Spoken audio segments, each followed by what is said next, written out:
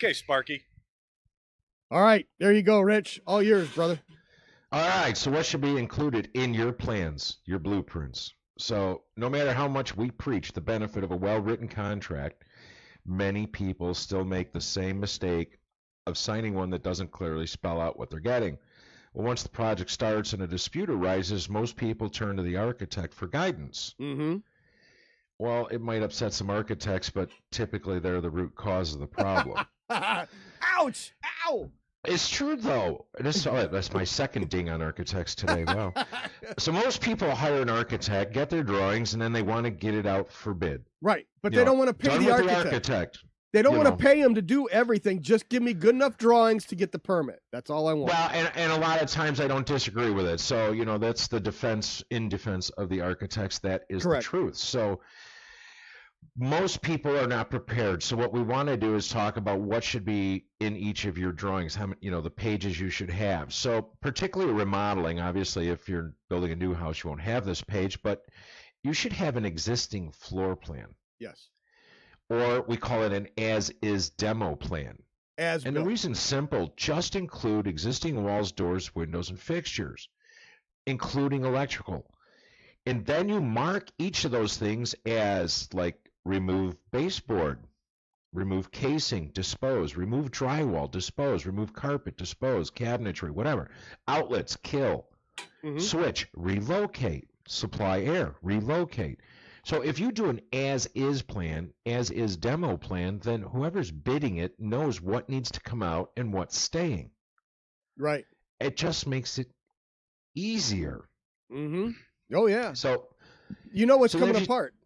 Exactly. And the thing is, though, is I put on there remove drywall, dispose. Mm-hmm. But let's say you got cabinets you want to keep. Remove cabinets, save in garage. Yeah. Or in basement. So you've already told me you plan on saving those cabinets. But me, I'm going in with a sledgehammer. I tear the cabinets apart. You get all mad at me because I busted up your cabinets and you wanted to save them. I ain't a mind reader. Right. So there's your first problem. Now you're all pissed and we haven't even done anything yet. We just started the job. Good morning to you, too. Yeah. So anyway, so if you think about everything that needs to be done in a particular room for the project, your demolition price, including mechanicals, should be accurate. So the next one is foundation plans. So you're doing a new addition or a new home, got to have a foundation plan. It should have overall dimensions, right? Out to out on the size of the foundation.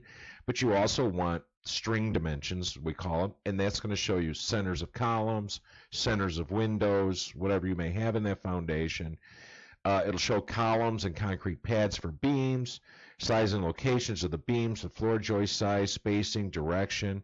You got to call out your escape windows, underground plumbing for floor drains, future baths, ejectors, sump pits. Do you need an escape window even if you're not putting a bathroom down there? Yes. In the basement? Oh. Yeah.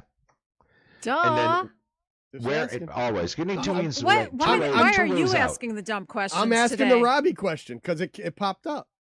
It just popped in my head, so I thought I'd ask the Robbie question. Wow. Yeah, it has nothing to do with whether you have a bathroom down there, and it has to do with whether or not you can get out of the basement. Yeah, bedroom. Whether or not you have a bedroom down there. Yeah, but you just need two ways out. If there's a fire under your stairs and you can't go up the stairs, you need that other escape window. Yes. So, and the dumb thing is I've seen them put the escape windows near the stairs. What? Well, I do not believe that the code says it has to be at the opposite end from the stairs. It just says you have to have one. Yeah, that's true. I was in a condo and the main entry door and then the escape door were right on the opposite wall. Within the doors banged into each other. They were so close. Yes. So if you have a fire somewhere in the front, you're still pretty much toast. Uh-huh. That's just nuts. Right. So the last one, the foundation plan, and it's a key on remodeling, is where the new foundation intersects the existing foundation, and more importantly, how it's held together. So, typically you would dowel rebar and epoxy that into the existing foundation and then pour the new foundation so that those two cannot separate. Mm-hmm. They will not shift. Right. So, and probably the last one I'll cover today is the floor plan. So on your floor plan, you basically do the same thing as the as-is demo plan, the floor plan, and I call it a noted floor plan. I like to do a noted floor plan and a dimension floor plan because if you put dimensions and notes on the same page, it's too cluttered. Yeah, that's just more money for the architect. No, because now he gets drafting charged for software another. does everything in layers, so it does it all in layers. So you can remove the layers with the dimensions. You can remove the layer with the notes. That's just BS. They charge if anything, by the it page. costs you more money because you got to get one more sheet printed. Yeah, right. And that's what I mean. But they charge to draw more. Oh, that's an extra sheet. That's going to cost more. No, you draw it all out and then you just remove the layers. I mean, come on. This is Computers 101. 13-year-olds can figure this stuff out. So basically do the same thing. You want locations of the new walls and doors and windows. And typically your walls, new walls and stuff, are done in a different pen, like a heavier pen so that they stand out better and stuff. Mm-hmm. What are you playing with up there? Who? Okay. Nothing. The Facebook keeps changing screens. Yeah, that's Randall. Randall is now. Geez, he shows up an hour later, starts messing with everything. Yeah, now he's screwing it all up. Oh, there's already tension in this building already. Don't even. I can. So the type of wall should be called out on a schedule. Window and door schedules should be there. And what kind of windows do you want? It should be on there. If you're thinking Pella windows, maybe they want the blinds in, so you want the Smart Sash 3s. Mm-hmm. Well, if you don't call that out, and I go out and price a nice vinyl window for you, I might get the job because I'm low bid. But when I put the windows in, you're going to be like, "What are those?" Right. Like windows. You put on the plan you wanted windows, and you put the dimensions. Well, those are windows. Yeah. So you have to be specific. Anyway, so the floor plan needs to show locations of new plumbing fixtures, cabinets, built-ins, etc., and the plan should contain 60. What you want on all those things. So, and then a separate one, like I said, I like having a separate floor plan and dimension plan, and then just the last part of the floor plan, you should have all those schedules on there. Your window schedule, your door schedule. Right.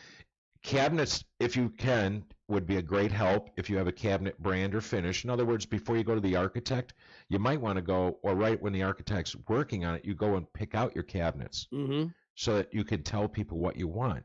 Trim schedule, show what size of casing, base, crown moldings, all that stuff. Paint finish schedule, or is everything just going to be gray? And then floor and wall finishes, tile, carpet, list your Listellos, your hardwood, all that.